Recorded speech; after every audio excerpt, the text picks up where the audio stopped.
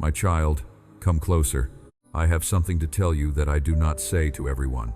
Not because some are more worthy than others, but because not everyone is ready to hear it. And you are ready. That is why you are here. That is why, out of everything you could have been doing in this moment, something pulled you to this message. That was not an accident. That was not coincidence. That was me. I know where you were last night. I know the hour when the room went quiet and the darkness felt heavier than it had any right to be. I know you were lying there, eyes open, staring at nothing, while your mind was carrying everything. The ceiling above you saw it. The silence around you held it. And I was there, right there, in that room, in that stillness that felt so much like loneliness. You thought no one knew, but I was there before the worry started. I was there when the first thought crept in and you tried to push it away. I was there when you finally stopped fighting it and just let the weight of it sit on your chest. I saw what broke you in the middle of the night. I saw the thing you have not been able to say out loud to anyone, the fear you carry into every morning and cover with a smile before anyone else wakes up. And I am not here to judge it. I am not here to explain it, or minimize it, or hand you a list of things you should do differently. I am here the way a father sits on the edge of a bed in the dark, not asking questions, not fixing anything, yet just making sure you know, you are not alone in this room. What I am about to say to you, I have been waiting to say for a long time. Not because I was holding back, but because there are things that can only be spoken in the quiet. Things that can only be heard when everything else has finally gone still. And right now it is still. So stay with me. Because before I speak a single promise over your life, I want you to know something first. Something more important than any answer I could give you. I want you to know that I have seen you. Not the version of you that holds it together. Not the face you show the world. You, the real one. The one who surfaces at 2 inches the morning when there is no one left to perform for. I have seen every single night. And I want to show you right now exactly what I saw. Let me tell you what I saw. Not what you showed the world. Not the version of you that answered emails and made dinner and said I'm fine when someone asked. I am talking about the other moments. The ones that happened when no one else was in the room. The ones you have never described to another person because you would not even know where to begin. I saw those moments. Every single one. I saw the moment you woke up, and it was not because of a sound, or an alarm, or anything you could point to. It was a weight, a heaviness that was already sitting on your chest before your eyes were fully open. Your heart was already moving too fast, and before you had taken a single breath to start the day, the list had already begun running in your mind. The money, the work, the people who need things from you, the things you have not figured out yet, the thing you have been pushing to the back of your mind for weeks because you simply cannot deal with it on top of everything else. All of it, at once, before you even sat up. That is what I saw. And I want you to know I was there in that moment. Before the day started. Before you had to be anything for anyone. I was already there. I saw what you did next. You got up. You did what you always do. You put on the face, and you wore it well, because you have had practice.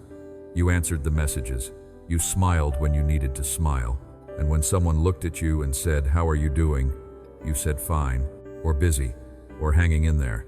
And they nodded and moved on, because that is what people do. And you let them, because the real answer would have taken too long. The real answer would have required them to stay, and you were not sure they would, so you carried it quietly into the day. No one knew. No one asked again. I saw the moments when the face finally came off. Maybe it was in the car parked outside, engine off, before you let yourself go inside. Maybe it was in the bathroom with the door locked, water running, a few minutes carved out of a day that belonged to everyone else. Maybe it was late at night, when the house went quiet, and the exhaustion finally caught up with the grief you had been out running. You did not want anyone to see you like that. Not because you are ashamed, but because you have been the strong one for so long that you are not even sure you are allowed to fall apart. You have been the one who holds things together. And strong people, you have learned, do not get to collapse. So you waited until you were alone, and then, quietly, privately, where no one would ever know you, let yourself break a little. I saw that too. I was not looking away. I was not somewhere else, attending to more important things. I was right there. And I want you to understand, I did not watch you with pity. I watched you with love. There is a difference. Pity looks down. Love sits beside. I was sitting beside you. I see the exhaustion that no amount of sleep seems to touch. Because this is not the kind of tired that comes from doing too much with your body. This is the kind that comes from carrying too much in your mind and your heart for too long without relief. You wake up tired. You move through the day tired, not because you are weak, but because you have been holding up more than one person's weight, and no one has offered to take any of it from you. You have been the one others lean on. You have absorbed their fear, their need, their pain, and you have had nowhere to put your own. That kind of tired goes deep. I see it. And I see the question, the one you have never said out loud, not to a friend, not in a prayer you finished, not even fully to yourself, because saying it out loud makes it feel too real. What if nothing changes?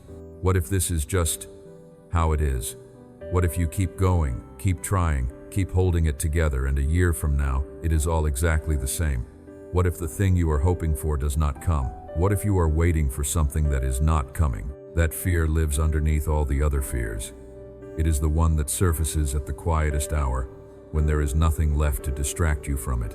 I know it is there, and I need you to hear what I am about to say next, because the way you have been seeing this season of your life and the way I see it are two very different things.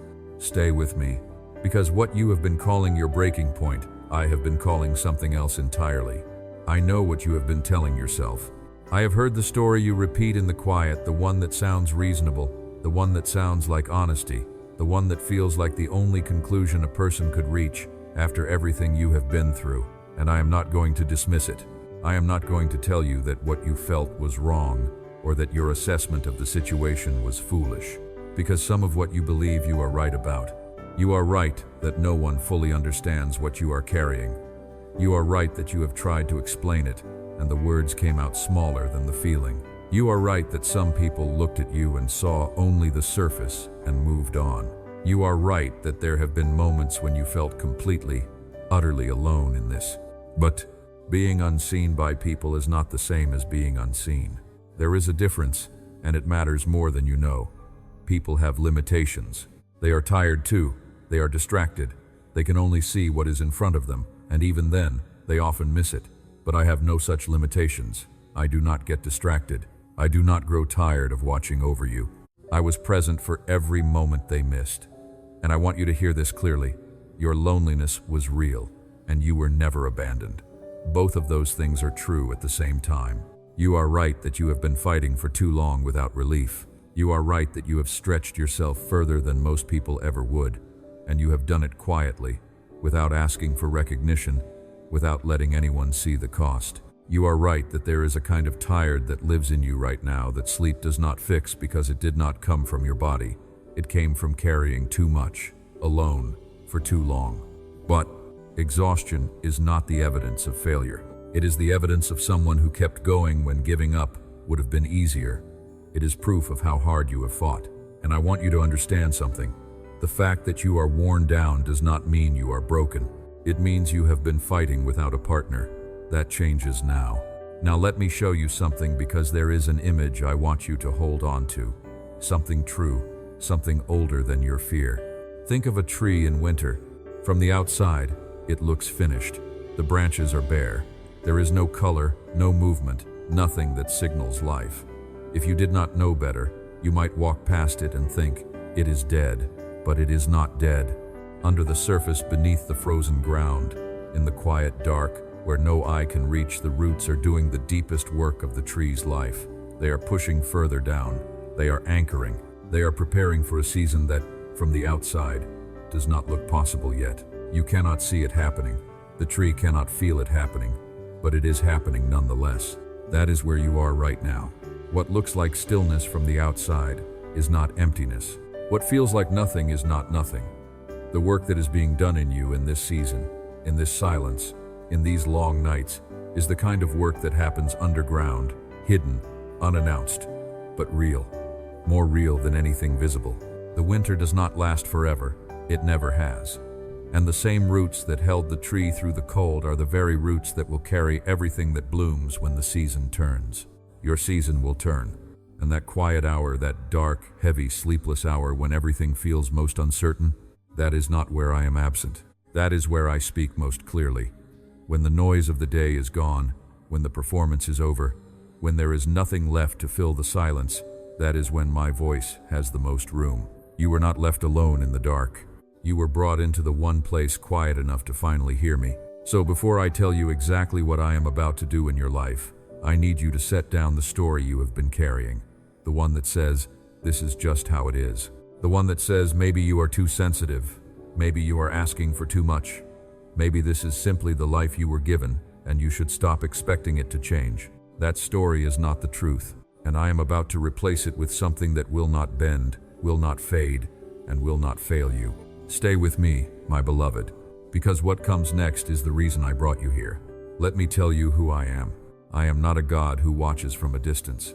I am not a God who observes your suffering from somewhere far and untouchable, waiting to see how you handle it before deciding whether you deserve help. I am not absent from your story.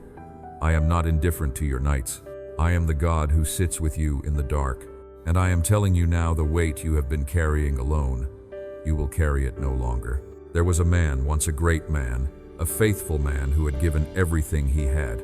He had fought long and hard and well, and then one day, he walked into the wilderness, sat down under a tree and said, I have had enough. He was not being dramatic. He was not being weak. He was simply finished. The tank was empty. The fight had taken everything, and I did not rebuke him. I did not hand him a list of reasons he should be stronger. I did not remind him of everything I had done for him and ask why it wasn't enough to keep him going. I let him sleep, and when he woke, I had prepared food for the journey ahead because I already knew what was coming, and I knew he would need strength for it. That is who I am. I attend to the exhausted before I assign the next mission. I restore before I redirect. I sit beside before I speak into. And that same care, that same attentiveness is present with you, right now, in this. There was also a woman once, alone in a wilderness of a different kind, abandoned, unseen, crying where she thought no one could find her. And I found her. I called her by name. And in that moment, she gave me a name that has never been forgotten, the God who sees. That is still my name. I see you, my beloved. I see your name. I see this night. And what I am about to declare over your life is not based on how well you have performed, how consistent your faith has been, or how strong you have managed to stay. It is based entirely on who I am, and I do not change. So hear me now. Hear this as the declaration it is. I will restore what this season has taken from you. I will repair what has been broken in ways you stopped believing could be fixed. I will rebuild what collapsed when you were too tired to hold it up anymore. I will return to you what was taken, the peace, the joy, the sense that your life has meaning and direction and is held by hands that do not drop what they carry. I will not leave this unfinished. I have decided. It is settled. You are seen. You are not alone. And this night, this very night, is not the end of your story. It is the turning. Now let me be specific. Because my promises are not general announcements made to a crowd. They reach into the particular corners of your life, the places you have not shown anyone, the areas where the damage runs deepest. Let me show you exactly where my hand is already moving. My promises are not general. They are not for a crowd. They are specific. They reach into every corner of your life that has been broken. And I want to walk through those corners with you now, one by one, so that no part of you is left wondering whether I see it, whether I care about it, whether my hand can reach that far. It can. It does. Let me show you. I know the number that wakes you up at night.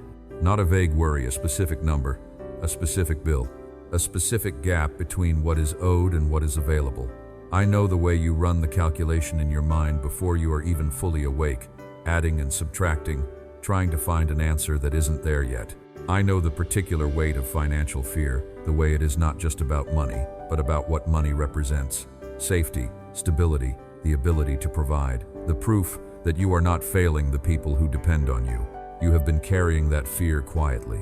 You have not wanted to speak it out loud because saying it makes it more real.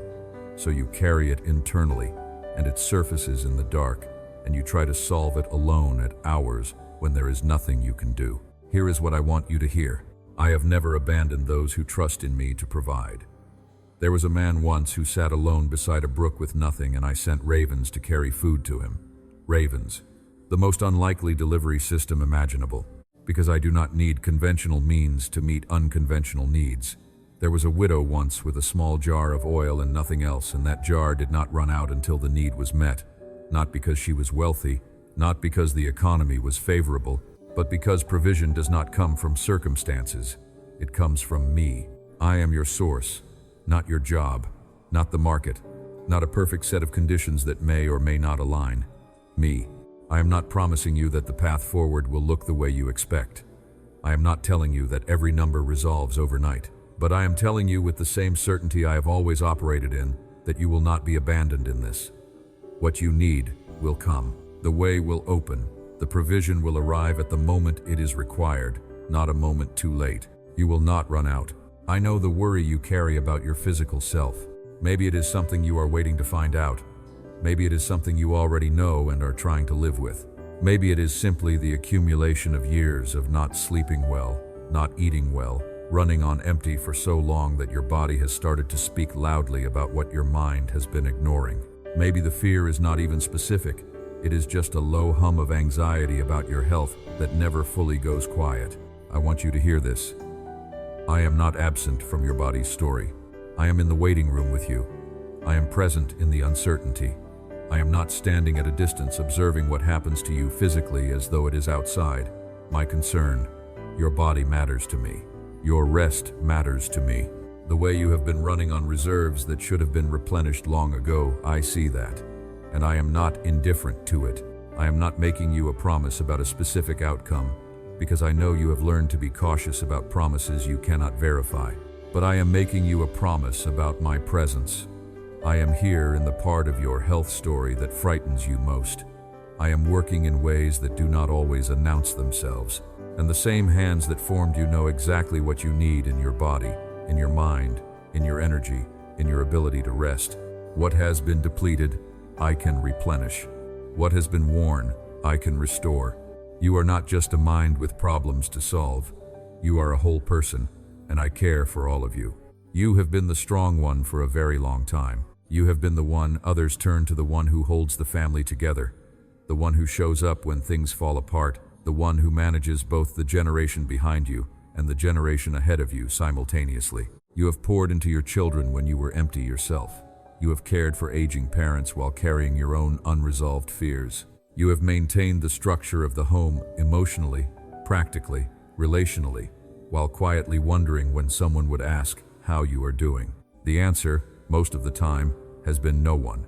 And that is a particular kind of loneliness. The loneliness of being indispensable, of being so needed that your own needs become invisible, of loving so much that your own heart runs a quiet deficit no one notices. I notice. Tonight, let me be what you have been for everyone else. Let me be the one who holds you. Let me be the stability underneath your stability. You were never designed to be the foundation of your family's world, that is, my position, and I never asked you to take it. You are allowed to be held. You are allowed to need. You are allowed to let something bigger than you carry the weight of the people you love. Where there is fracture in your family, I am working. Where there are wounds between people who should love each other well, I am moving. Where there has been distance, silence, hurt that has calcified into a wall, I am present on both sides of that wall, and walls do not intimidate me. The peace you want for your home is not out of reach. It is coming. I know the exhaustion of trying to prove yourself, the constant, low-level fear that you are not quite enough, not skilled enough, not impressive enough, not irreplaceable enough. The way you work harder than you need to because you are not really working toward a goal, you are working away from a fear. The fear of being seen as inadequate, the fear of losing what you have built, the fear that if you slow down, if you stop performing, something will be taken from you. You are right that the world measures you by your output, but I do not. I want you to hear this clearly. I did not create you to be productive. I created you to be loved. Your worth was established before you ever accomplished a single thing, before your first success, before your first failure, before any metric existed by which anyone could evaluate you. You were valuable before you were useful, and that has not changed. This does not mean your work is unimportant. It means your work was never meant to carry the weight of your identity. I have doors that no person can close, and I have closed doors that no person can reopen. The opportunities that are meant for you will find you not because you maneuvered perfectly, not because you impressed the right people at the right moment, but because I open what I choose to open. Walk through what I open. Trust that what I close is protection, not punishment. Your purpose is not in danger. It is being clarified. I want to speak to the part of you that has gone quiet. Not the part that performs, not the part that manages. The part underneath the part that used to feel things more fully, that used to have access to joy and grief and wonder and hope in ways that felt immediate and real. The part that is gradually, over months and years of surviving, gone a little numb. Maybe you have noticed it. The way good things happen, and you cannot quite feel them the way you think you should. The way you watch other people experience emotion and wonder why the same thing produces so little in you.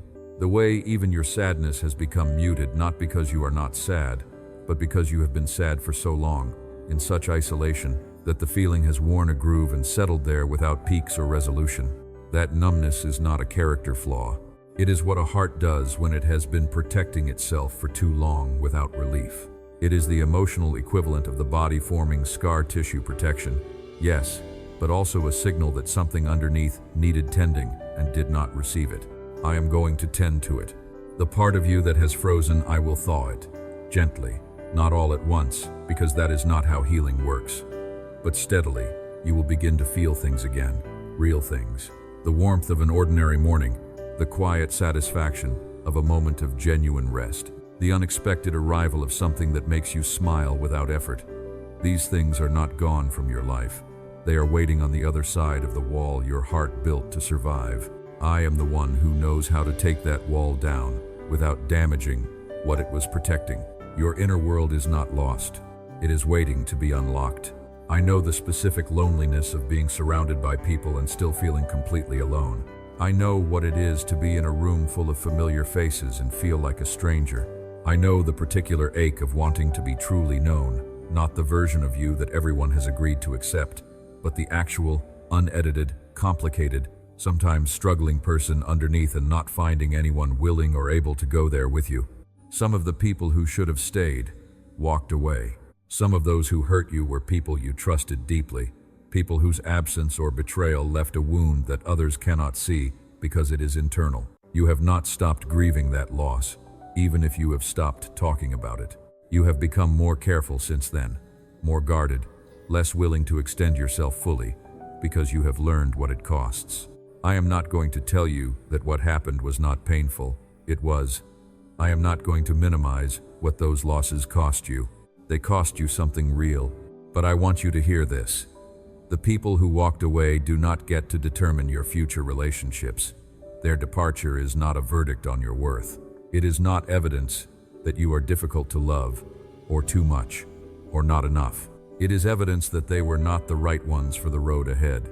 I will send you the right people, the ones who can handle the real you, the ones who will not require you to perform or manage yourself down to a size that fits their comfort, the ones whose presence will feel like relief rather than effort. I am already working on those connections, and until they arrive, I am here. I am the one who knows you completely and has never once considered walking away. I want to address something you may have been afraid to say out loud. The distance you have felt, the prayers that seemed to disappear into silence, the moments you reached for me and found nothing that you could detect, the creeping fear that your faith has grown cold, that something has shifted in the connection, that you have somehow moved too far or stayed too quiet, or lost the thread of something that once felt clear and alive. You have wondered if I am still listening. I have heard every word, including the ones you could not finish, including the ones that were not words at all, just wait, just need, just the voiceless cry of a person at the end of what they have. I heard those most of all. My silence is not my absence. These are not the same thing, and I need you to let that distinction settle into you. There are seasons when I work quietly, when the evidence of my presence is not loud or dramatic or immediately verifiable. There are seasons when the deepest formation happens in the places that feel most still. The roots of a tree do not grow in the light, they grow in the dark, in the hidden soil, in the place where no one watches and nothing is announced. What you have called my silence, I have called my preparation. I have been preparing something in you that required a quiet season to take root. I have been working in you in ways that will only become visible when the season shifts, and when they do, you will understand why the silence was necessary, not as punishment, not as distance, has depth. Your faith is not dead because you cannot feel it right now. A fire does not go out because the flame is low, and I am the one who tends the flame. Come back to me not with performance, not with a list of ways you plan to do better, but simply as you are, tired, uncertain, quietly hoping that this is real. That is enough. That has always been enough. I have never needed you to be impressive. I have only ever wanted you near. I have just walked through every room of your life. And I want you to notice something. There is not a single corner I passed over. Not one area I called too complicated or too far gone. Not one place where I said that one is beyond what I can reach. There is no such place. Every part of you, every struggle, every fear, every quiet breaking is within the reach of what I am about to do. But before I bring this home, I need to say something urgent, something I cannot wait to tell you, because there is a part of you right now that is being tempted to close this, to go back to the familiar weight, to tell yourself that this was beautiful, but it is not really for you. Stay. What I am about to say next may be the most important thing you hear tonight. I need you to hear me right now, not later, not when you feel more ready, right now, because there is something I have to tell you about this moment, about this specific season, this specific level of exhaustion, this specific weight that has been sitting on you, something that changes everything if you are willing to receive it. You are closer than you know. I want you to understand something about the way darkness works. It does not fight hardest at the beginning, it fights hardest at the end. When a breakthrough is near, when the shift is already in motion, when the answer is already formed and moving in your direction, that is when the pressure intensifies. That is when the nights get heavier. That is when the voice that tells you nothing will ever change gets loudest. That voice is not wisdom, it is panic. And the reason it is panicking is because it can see what you cannot yet. It can see what is coming. And it is fighting with everything it has to convince you to sit down, to close this, to decide that you have waited long enough and nothing is going to happen right before everything happens. The weight you have been feeling is not evidence that you are losing. It is evidence that you are close. I am not going to pretend I do not know how tired you are. I know exactly how tired you are. I have watched you carry this. I have seen the days when getting up took everything you had. The days when you did the next thing not because you believed it would matter, but simply because you did not know what else to do. The days when hope was not something you felt, it was something you performed, because there were people watching who needed you to hold together. You have come a very long way to stop now. You have cried too many tears to walk away before the comfort arrives. You have fought through too many mornings you did not believe in to give up before the one that changes everything. You have held on through too much loss, too much silence, too much carrying without relief to let go 3 steps before the door opens. Do not let go now. I want to tell you about someone. I will not give a name, because this story belongs to more people than one. There was a person who sat in the dark one night alone in the kitchen when the rest of the house was quiet, carrying a weight they had been carrying for so long it felt like a permanent part of them. They had lost something important. They were stretched past what they thought they could endure. And sitting there in that specific silence, they made a quiet, unremarkable decision. Not a dramatic one, not a loud one. They simply decided to stay, to take one more breath, to face one more morning. Not because they believed things would get better, but because something in them was not ready to stop. 6 months later, their life looked nothing like that kitchen.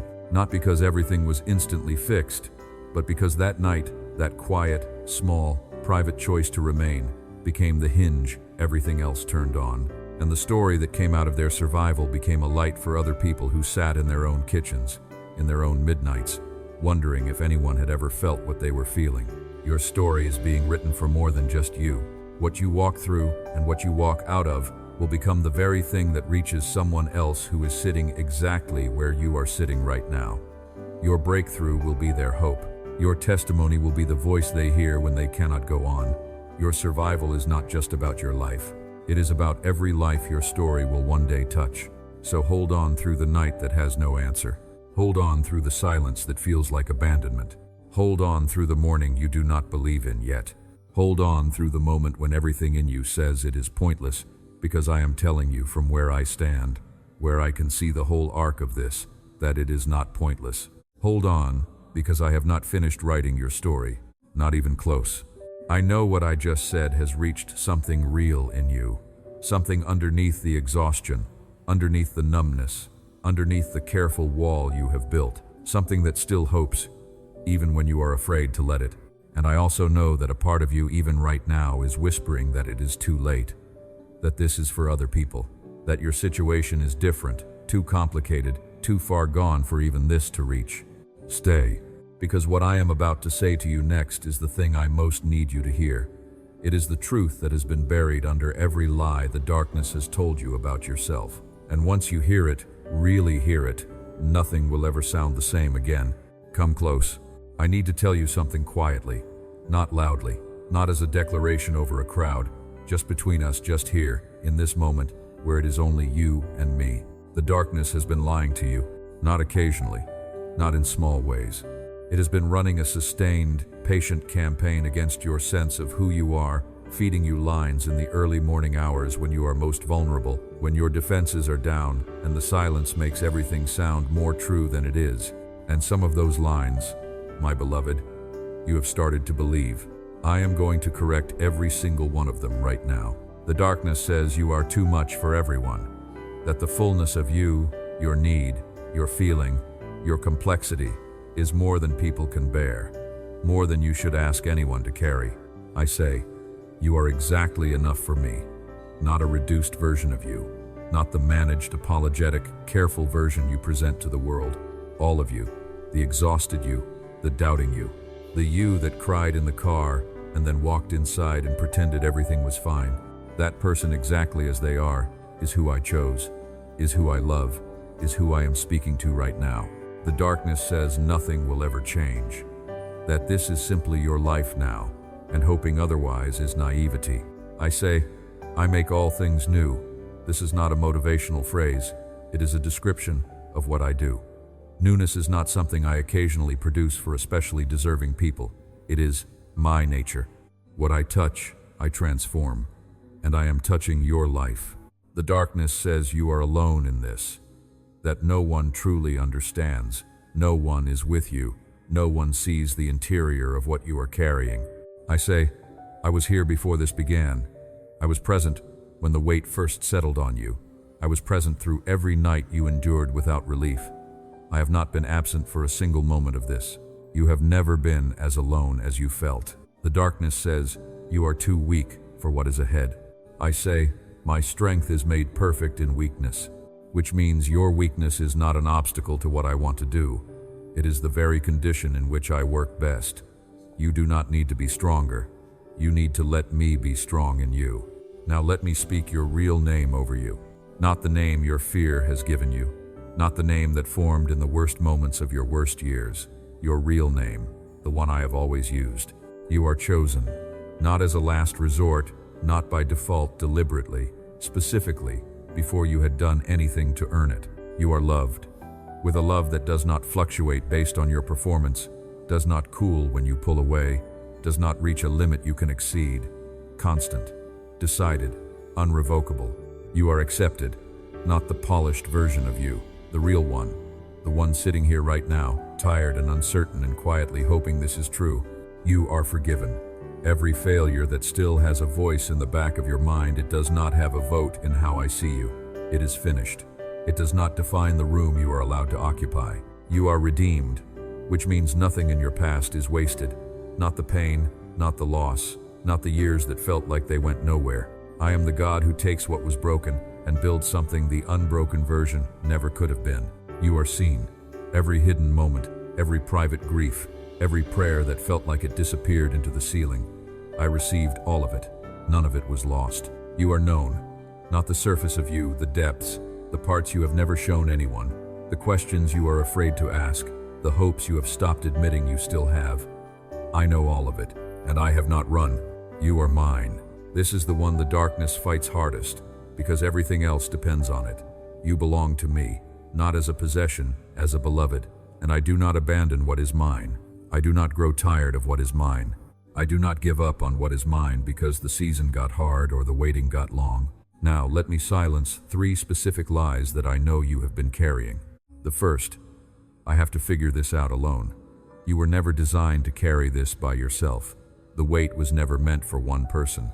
Asking for help from me, from others, from anyone, is not weakness. It is the correct response to being human. You were built for connection, for support, for the relief of sharing what is heavy. You do not have to solve this alone. You were never supposed to. The second, it is too late for things to change. There is no hour at which my grace expires. There is no point in a life where I look at what remains and conclude there is not enough to work with. I have walked into situations further gone than yours and produced things no one expected. Late is a human concept. I do not operate on the same timeline you do. It is not too late. It was never too late. The third, I am not worth fighting for. I want you to hear this carefully. I decided the answer to that question long before you were old enough to ask it. The answer was yes. It has always been yes. It is yes right now, in this moment, with everything you carry and everything you have done and everything you have left undone. You are worth every effort. You are worth the pursuit. You are worth this conversation, this night, this message, this moment. You are worth it because I said so, and I do not change my mind. Take a breath, my treasured one. Let what I just said settle somewhere deeper than your thoughts. Let it reach the place where the lies took root and begin to replace them. Because now it is time to send you back into your life, and I want to make sure you leave this place differently than you arrived. There is one final thing I want to say to you, something I want to stay with you long after this moment ends. Now, my child, take a breath. Take a slow, deep breath, because I am about to send you back into your life, but not the same way you arrived. Hear my final words over you.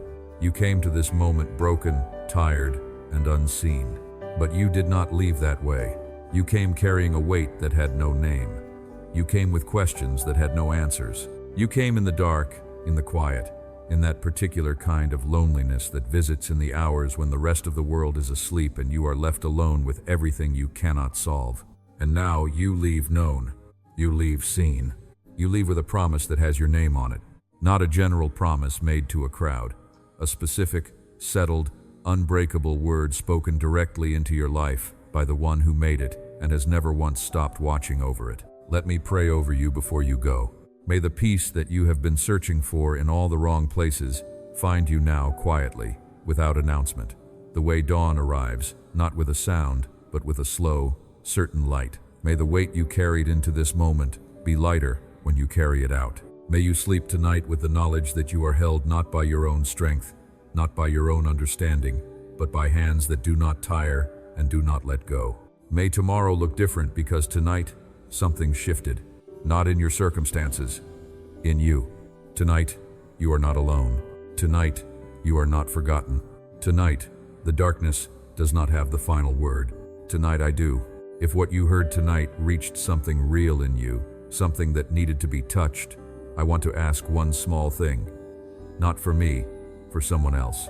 There is a person in your life right now, you may not know exactly who, sitting in their own dark room, carrying their own unnamed weight, wondering if anyone sees them. Share this with them. You may not know who they are, but I do, and I will make sure it finds them. If you received something here tonight, let it be known. Leave a word in the comments, a simple amen, a quiet acknowledgement that you were here and you were heard. And if you want to hear more, if you want a place to return to when the nights get heavy again, stay close. Subscribe so that the next message I have prepared finds its way to you. You are not done being spoken to. Go now, my child. The night is almost over, and what is coming you are ready for. Even if you don't believe that yet, I believe it for you. You are loved, you are seen, and you are never, ever alone.